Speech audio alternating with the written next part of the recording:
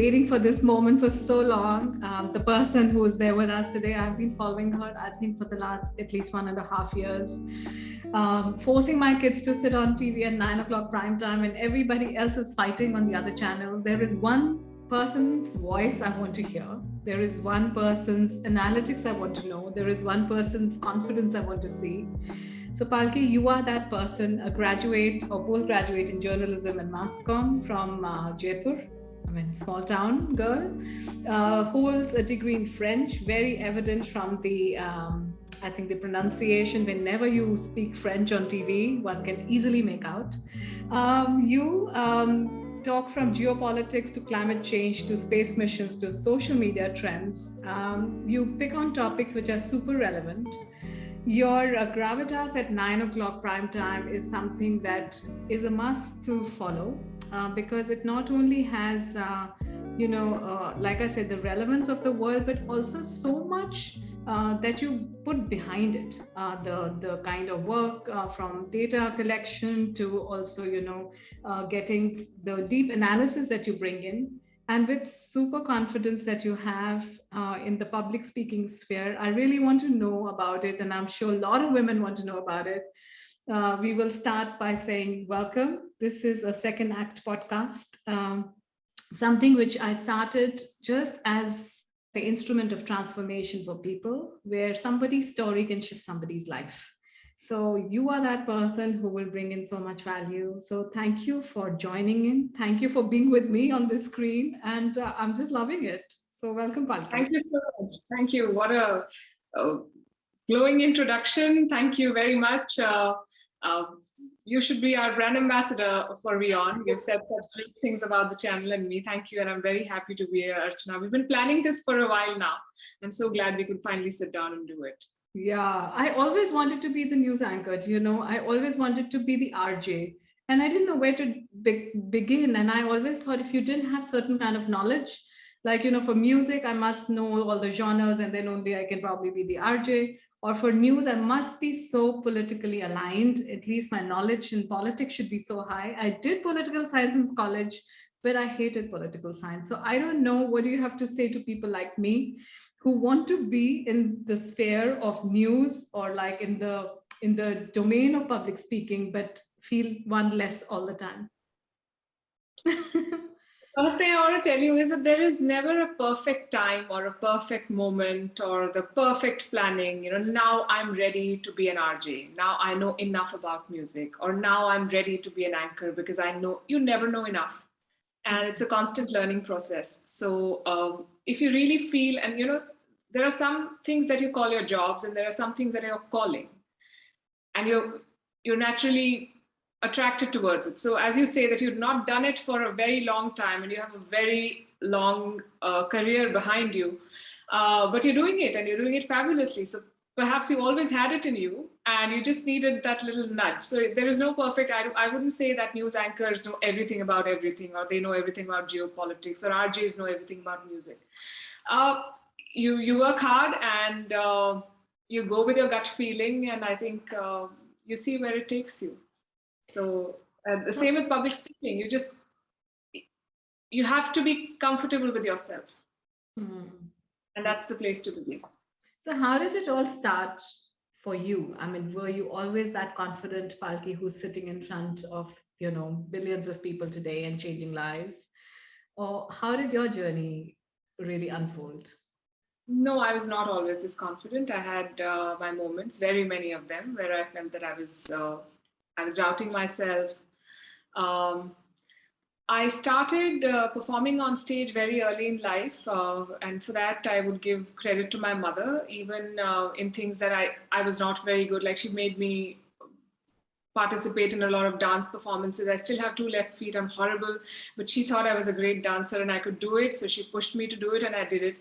And when you start early, yes, there is pressure, but you also realize that there will be moments when things will not go your way or the way you'd planned, but you just have to keep going. And stage fear goes away. I remember I was going for a debate competition in college, and I had written it, and my teacher had said that it was very well written.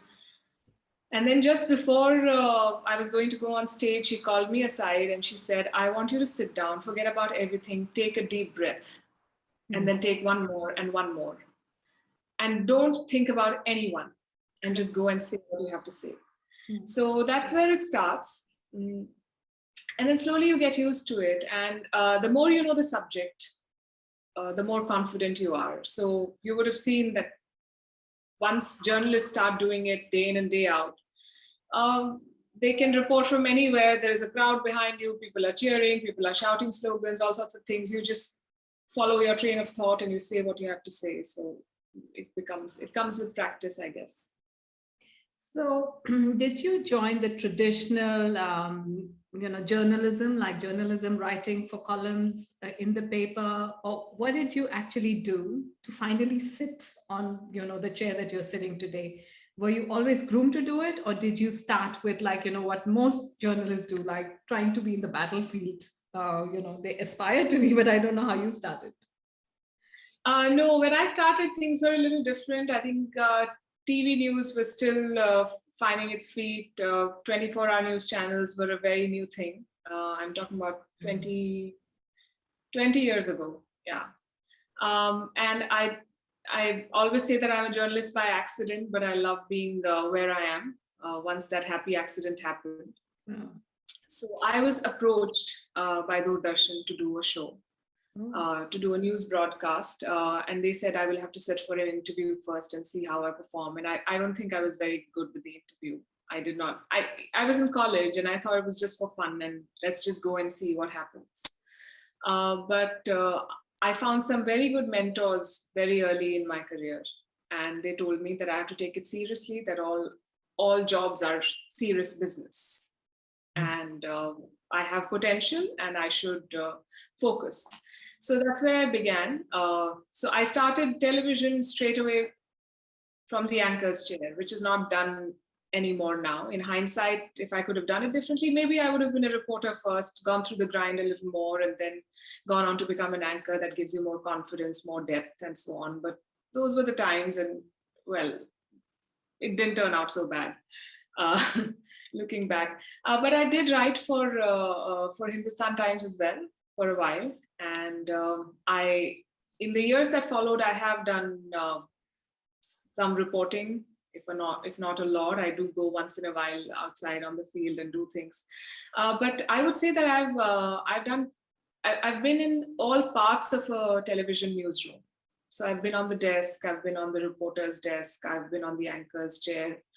I have, over the past couple of years, also done the editorial work. So I understand basically TV now. And yeah, we all take different paths, but this is fine. How does that happen when you actually aspire to be covering Afghanistan sometime? Or, at least I know that my daughter is also studying media and journalism, and that's all she talks about. So where is that aspiration taking all the journalists? I think everyone who goes into this business or this field basically goes because they want to tell those stories in their voice, in their words, with their, they want to experience it firsthand and say it. Yeah. So that is a huge draw. At the same time, if you have 200 odd people in running a channel, I think only 20 come on air.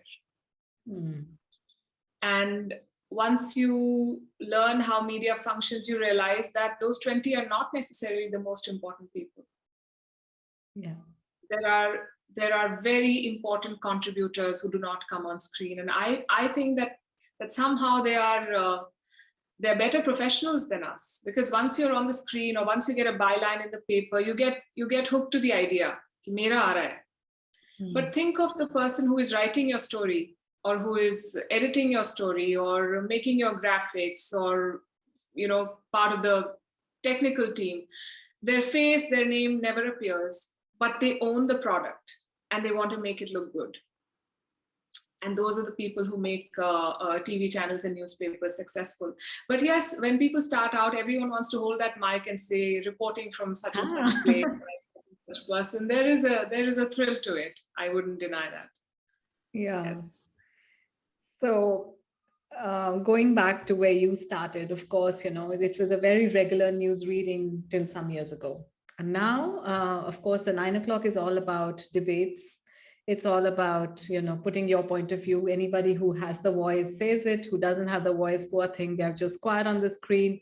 And here it is what you transformed. So how did you think of this? Like you need to evolve news as a subject, and where people actually get much more of their time, because everything is value around right now. I'm spending time on the screen when I can do so many other things. Maybe why should I listen to those rubbish debates sometimes, which really gives me headache, because do I really need to be there? And then it's really something that you have brought in. So where did you think of this idea? How did Gravitas come into shape? And it's a really very powerful platform, I have to say. Thank you. You hit the nail on the head when you said, why should I spend my time watching it when I can do so many other things?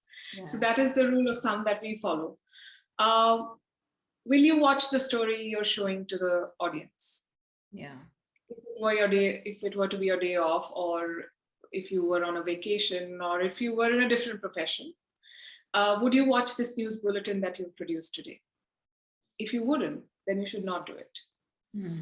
And so I realized that for a long time, I was doing the kind of shows that I wouldn't watch. And if someone said that they had watched me on TV, I would be mildly embarrassed. But, oh my God, what did he hear me say? And well, that's not how civilized people talk. Also, that was also the time when my children are still growing up, but that was the time when I was telling them, don't interrupt people in the middle of a sentence, and so on and so forth. And I realized that I'm doing those things, and I did not want to do them. I was not enjoying that. I was not enjoying the noise. I did not like being the person I was not on screen. I like to have decent conversations. I like reading. I like talking to people who bring value in the time that we are spending. And I think that should translate on TV as well. And also because there is such a glut of content. So if you are to be, so that's the personal reason why I thought that this has to stop. So I did actually take a break. And I said, I don't want to do this, and I don't want to turn into a caricature of myself. That's not who I am. And then I also, because one is a student of media and one wants to understand how the media business works, anyone you speak to will tell you that this is the media. And then the news media is like a tiny sliver of the circle. Everyone else is watching entertainment. So people are watching, my favorite example is the Chernobyl documentary on Netflix, but they will not watch a story on Chernobyl on a news channel. So what can we do to change that? Yeah. And that's where, and I realize that there are many like-minded people, but we become a victim of our own template in the news business. And that is why we thought that we need to have a show which is different, a show which aligns with our personality and thought process. And hopefully we'll find viewers. And initially, when we proposed the idea, it did not find many takers, especially, businesses are wary of taking risks, especially with people who have not proven to be huge successes. If today a top performer in a company says, I want to start such and such thing, maybe he'll get funding because people will say, okay, he's proved himself somewhere else. But for a bunch of people who are relatively not the toppers to come and say, we want to do a show which is not, which does not have a debate, which does not have unnecessary guests, for want of a better word. I mean, with all due respect to the guests who come on television, but some of them are not adding value. So we thought that we will do something else. We will tell stories that impact people. We will tell stories that interest people. From a 6-year-old to a 60-year-old, and somewhere we've been able to achieve that. I told you that I got two messages in 1 week, one from a 9-year-old in Bangalore who said that she watches Gravitas with her whole family, and one from a 90-year-old in Texas. So that is quite heartening. So I think our formula has worked and we have found our tribe. Yes, I think that especially the 90-year-old story was very moving, especially when I think he had tears in his eyes when you said happy birthday to that old gentleman. You made his day, my dear. So you can transform lives. So that's so beautiful. You should put out such stories, by the way. I didn't see the story out. You must do On it. social media? Yeah, I thought I will ask his family and him if it was okay with them, because I didn't want to, I don't know how, people have different ideas about what is privacy to them. And it was a very private moment, I think. He was quite moved, and maybe I'll ask and share. I do get some very interesting, I remember I was in Dubai last year, and some schoolgirl came to see me. And I think the hotel staff did not call, or they did, or I did not get the call, or something happened, and she must have waited for a while, and then she had to go to school. So she left a long letter with lots of, things done with sketch pens, and it was so touching. It came to me with the newspapers in the morning, and I was very moved that she thought of doing this. So that's when you really feel rewarded. Yes. More than all the numbers and all of those parameters we track to see if we are doing well. It's these messages from people, and what am I giving them? What are they giving me? But it's just that, and then you feel that you have established a connect. Yes. And it also brings a sense of responsibility, I think. I think so, because I think the way you translate news goes deep inside, I have to say. You want to know more, and you want to know, okay, from where is this news coming? So, I can also create a change my own perspective towards things. And I have done that also watching your news, to be honest. So many things get cleared out to say, oh my goodness, yeah, that makes sense. So you're doing a fantastic job, my friend, and please do it and continue to do it. But now that you're so famous, I want to ask you, how are you handling fame and being, known so much? How are your kids taking it? Do they know that their mom is so popular? Are you keeping them isolated or insulated? I'm trying to, but this is the generation of the internet. And yesterday, my daughter was telling me that her French teacher asked, she pointed out two children who she said their pronunciation was good, better than the others. And she asked, do you have someone who speaks French at home? And she said, yes, my mother does. And she said, I just said my mother does. And my teacher asked, what does your mother do? And she said, suddenly a couple of my classmates just hijacked you, mom. And it's like you're their mom and not mine. And they started telling the teacher everything about you. And they showed Google images of you and your Twitter page, and they shared. And she's like, I felt like I can introduce my mother too. So that's nice. But at the same time, I think your family is your anchor, because they've known you in the good times and the bad times, and they've seen your struggles and the things that do not show on the screen. So they keep you grounded. My mother is one of them, who daily tells me that I'm doing well and she's proud of me, but I should not take it too seriously. What goes up comes down. That helps. My brother, my kids too, yeah. So for them, no matter what, and that's true, I think, for any parent, no matter what you do in your professional career, at home you're just their mother or their father, and that's all that they expect. Everything from you that any child would expect from a parent. So yes, it's nice. Sometimes it's challenging, but it's okay. And I'm not feeling any of that. You're being very kind. You say famous and so on, but it's just this social media is also an echo chamber. We live in this bubble and we feel, okay, everyone's listening to me and everyone's responding, but really it's a much, much larger world out there. But do you believe in this power of brand you? We just, I had like a little workshop yesterday with a person who spoke a lot about how putting yourself out there is so important. Do you think that is for you as well? That you Power of what? the power of brand you, like basically about yourself and putting yourself out there, your work, because like you said, that you're not only, a newsreader, you are carrying responsibility of changing minds, of like changing perceptions, of like bringing in more value to what people are hearing and listening.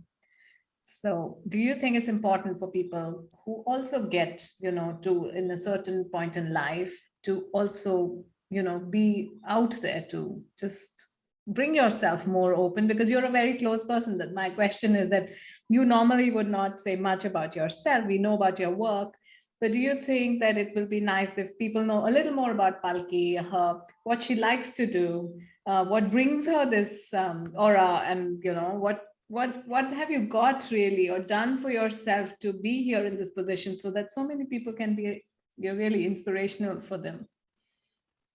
One thing is that it works both ways. I don't want to live in this assumption that everyone's interested in my life and every little thing I do. It takes, although for all those in television, we have that little bit of narcissism, like watch me, watch my show, I'm the best, so you should come and, listen to my news or whatever I'm telling you. So that is there. Without it, you cannot survive in this media business.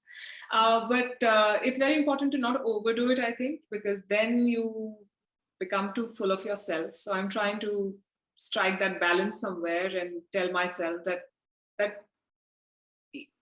I do share what I have to share with a closer circle. I'm not sure how much it helps, but I guess at a certain point in life, you should put yourself out there in the sense that you should share your convictions, your struggles more than your successes. Because when you do that, you give a lot of people hope that it's not an easy journey for anyone. And if this person can go through XYZ things and still make it, then maybe I can too. So at a certain point, you should, like I told you earlier, you should think about paying it forward. Like, we learn from the struggles of some people and the stories of some people.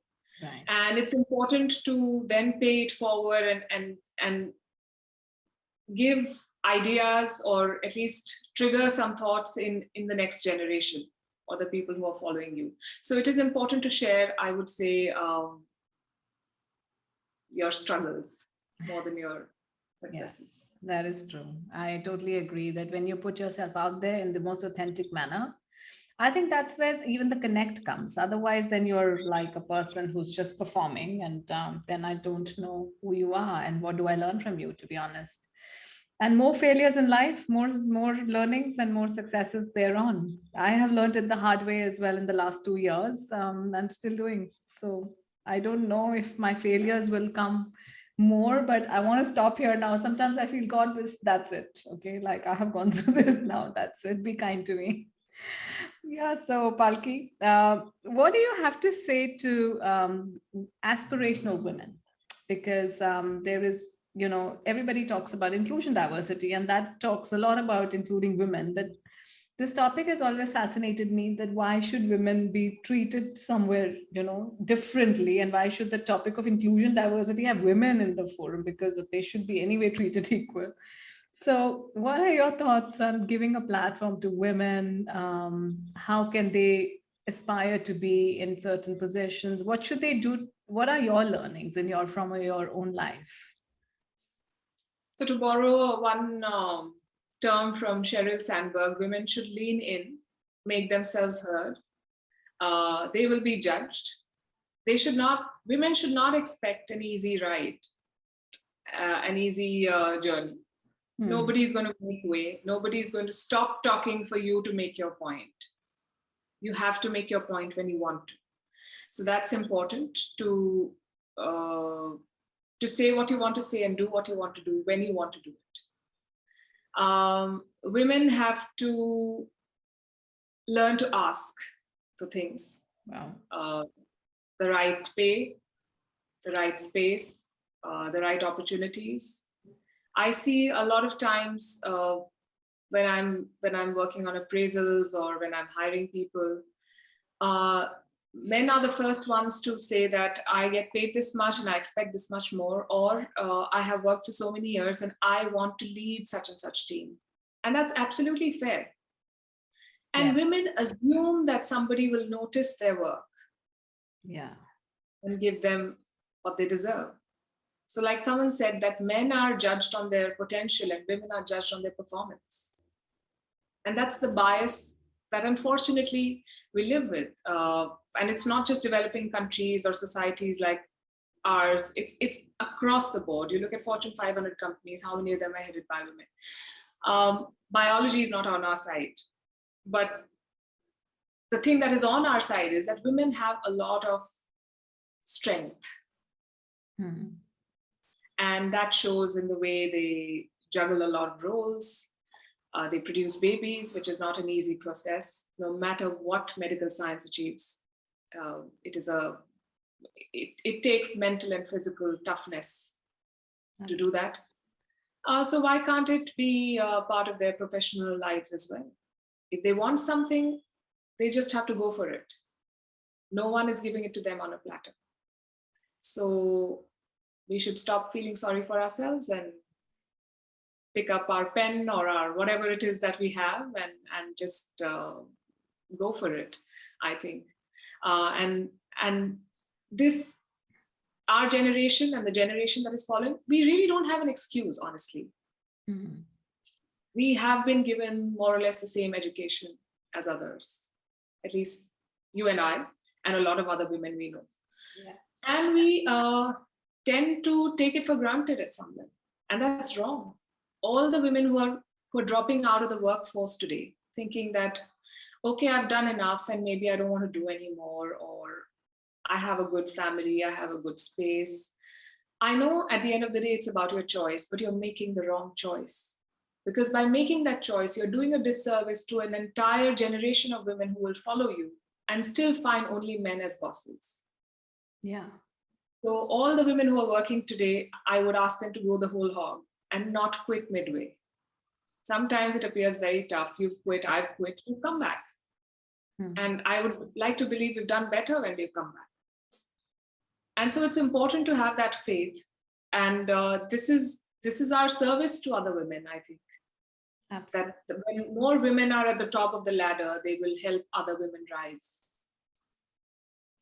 But do you also feel that, though I totally understand when Lean In was written and, with the good intention of that women should lean in and should help, but do you see that there is still a certain amount of, what should I say? We are not as open to help as well. We are still restricted when it comes to helping other women to succeed, but you are mentoring a lot of women. How do you see that transition? When you mentor, are they able to take it forward? Are they also becoming leaders of leaning in and supporting? Or they are more confident. We started an exercise where we, when we first started our meetings for Gravitas, I used to come with a list, but I used to ask everyone else to suggest stories, and they wouldn't talk. And there was a lot of inhibition. I don't know why. And there were a couple of people who had worked with very closely who were very open with me. And I asked them, what is it about me that is not making people talk? Because I know they talk otherwise. So why don't they talk in the meeting? And they said that most bosses don't ask for suggestions and don't actually incorporate those suggestions if they're given. So they don't know. They're trying to figure it out. Give them time. And it worked because now I have people who shoot down my ideas all the time and say, I'm not convinced. And this is why you should not do it. And I like that. And I've also seen that when you give people their due, men and women, and when you encourage them and when you give them positive reinforcement, they always deliver more than you expected them to. They always deliver more than they have to they will not stick to I'm not saying don't have a life, but they will always try to do a little more because they own the product and they own the project. And I've seen that in women as well. Yes, it takes time. And yes, I agree with you that sometimes women do not help other women grow.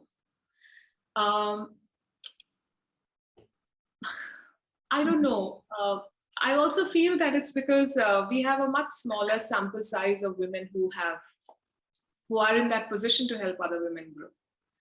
I think when you achieve a certain level of success, and more than success, when you achieve a certain level of self-confidence and self-assurance that I'm here and no one is going to push me off if I look the other way, then you become a little more magnanimous and you say, okay, I will now help others. So I think we need to give women that space and time to really become comfortable in their positions. Yeah, It's tough fighting in a boardroom full of men all the time. yeah, so true. But what's the percentage of your own organization? Is it more tilted towards men still? No, so the newsroom has more women, definitely. I've heard a couple of people complain a few times that what is this happening? ये तो भर्ती घोटाला हो रहा है, खाली लड़कियां आ रही हैं, या something like that. But the technical team has a lot of men. Like the camera section has, I think, only men. Not many women opt for that profile. So that skews our balance. If we were to keep that out, then I would say we have more women than men. Oh, nice. That's a good one. Okay, Palki. Coming out of the boardroom now, I know that there are lots of things that keep you motivated. You read a lot, and this podcast is about second act. And second act is a higher purpose, or whatever you can make out from the word second act. I want to know, what has been your second act, or are you still discovering it?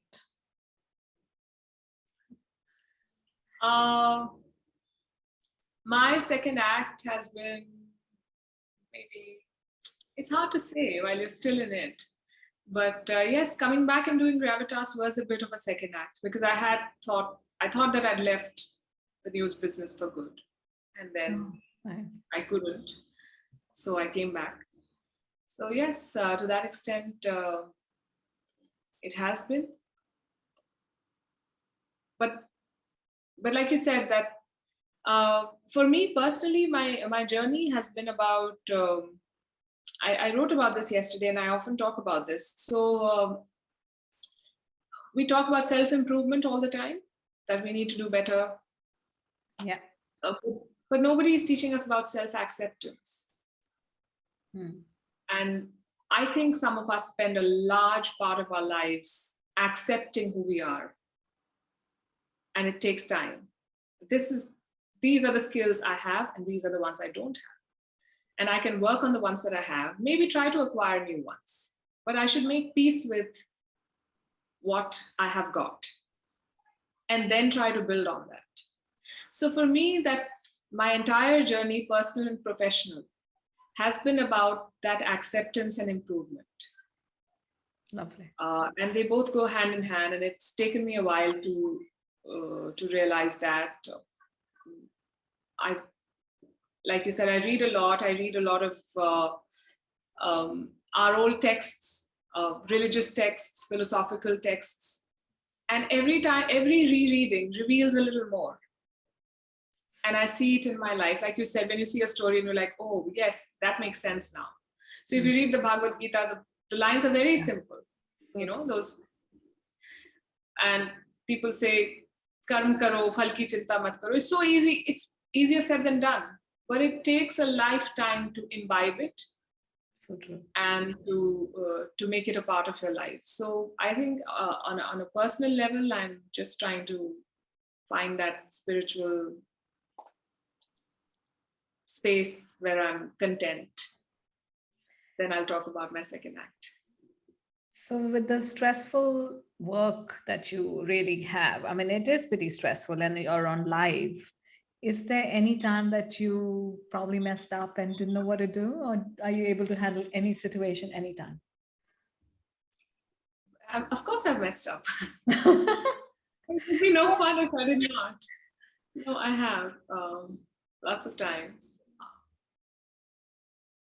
Can't think of something immediately, but yes, I've done all sorts. I've had to redo entire shows sometimes because I was not happy. No, but when you're live When on like you're live. live, you of course make mistakes, and then you just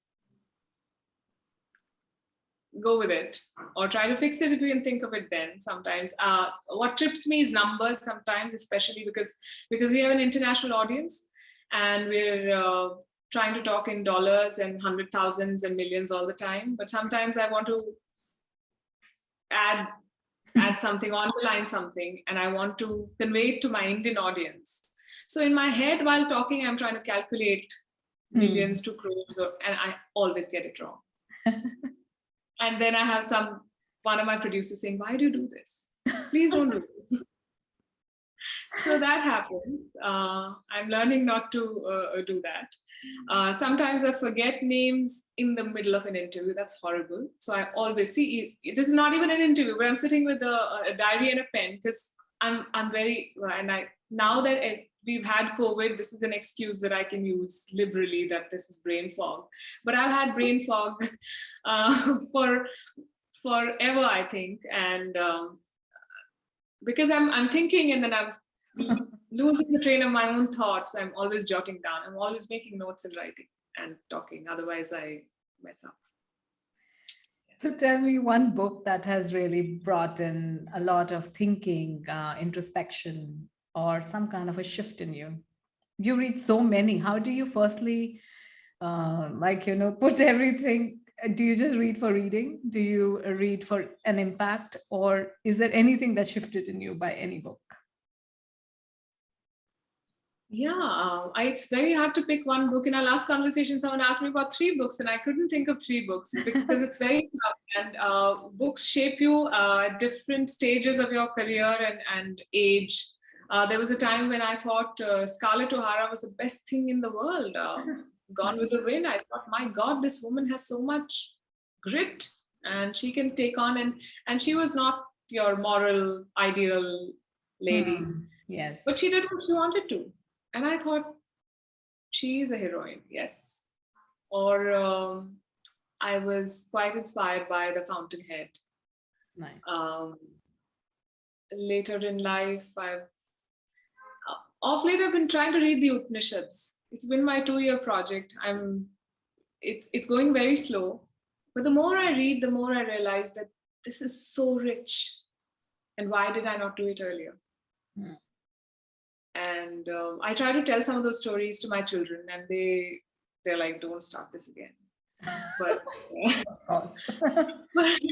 but those stories are life-changing. And I would say there's one book you asked me that really has deeply impacted me.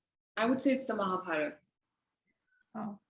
Because it has something for everyone. Yeah. And it has every situation and every scenario. And it's giving you options, and it's telling you what is the path of dharma and what is adharma and what you need to do.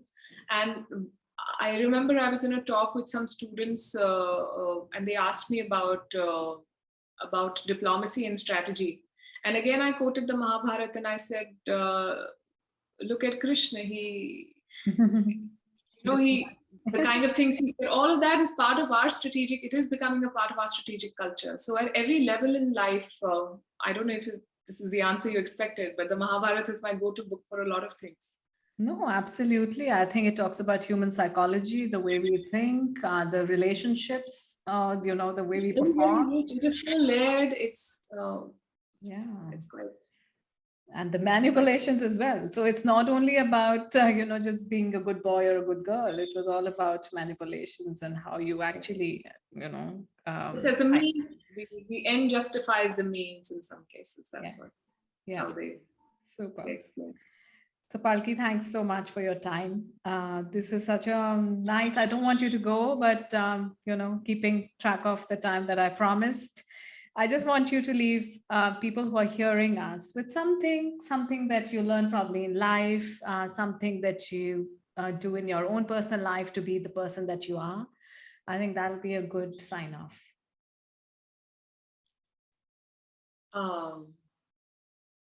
Wow. You didn't prepare me for this. What should I say? I should say read a lot. that really opens up your mind. Try to find clarity in what you want from life, and a lot of answers will reveal themselves. Once you know that this is what I'm about and this is what I want, everything else falls into place. We struggle because we don't know where we're going. And so how do you get that clarity? I have a question on that, because you say you should seek clarity, but I don't know, I want clarity. What do I do for that? You figure out what is the most important thing for you. For me, it is important for me to be challenged constantly. Right. It is important for me to be inspired. I'm a very creative person, and I get over things very quickly. So I start something and then I feel, okay, I've done enough. I've done this much, but now I need another challenge. And if I don't get that, I don't like stagnation. And so I have to keep pushing myself. And so I know for a fact that I cannot be just a parent or just a spouse or just a journalist. I have to be a lot of things at a lot of times. This is who I am. I want action. I want forward movement. I want challenge. And I want to always set goals and move towards them. If I don't do it, I get lost, and I don't like being lost. So I'm always setting these deadlines for myself. Nice. That I'm going to finish this in this many days or this many weeks. And that keeps me going. If I don't do it, I feel unmoved. I think I'll sum it up like self-awareness, what you said, self-acceptance, and then self-discovery. And I think these are the three core areas of one's life which one should keep on doing. It's not, self-awareness will not end today. It is like you have to keep on asking yourself, what do you want? Who are you? What are you seeking? It's not like once you get an answer and that's it, isn't it? I'm sure it's a... Right. As you grow older, everything the changes. meaning of things change for you. So absolutely. So thank you. And what a lovely person you are. You look beautiful. You are a beautiful person. You are my go-to person. I aspire to be somebody like you. One day, maybe you will see me on the news channel. Who knows? So thank you. Thank you again.